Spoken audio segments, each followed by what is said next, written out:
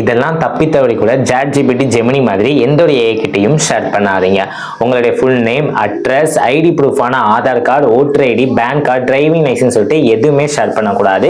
Finance சம்மந்தப்பட்ட credit card, debit card, banking details, net banking சொல்லிட்டு இது எதுவுமே ஷேர் பண்ணக்கூடாது.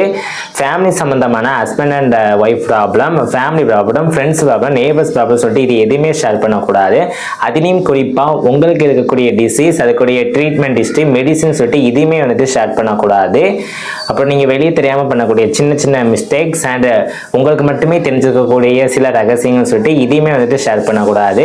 ஸோ எதுக்காக அப்படின்னா நீங்கள் கொடுக்கக்கூடிய இந்த டேட்டாஸ்லாம் வச்சு உங்களை வச்சு வந்துட்டு இந்த மாதிரியான ஏஎஸ் வந்துட்டு பிஸ்னஸ் பண்ணலாம்.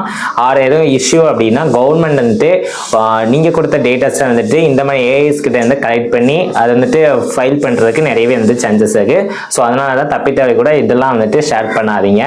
ஸோ நம்ம வெளியே வந்துட்டு எதெல்லாம் பப்ளிக்காக வந்துட்டு சொல்ல பயப்படுவோமோ ஸோ அது வந்துட்டு ஏஐ கிட்டேயுமே வந்துட்டு ஷேர் பண்ணக்கூடாது. ஸோ அவ்வளோதான்.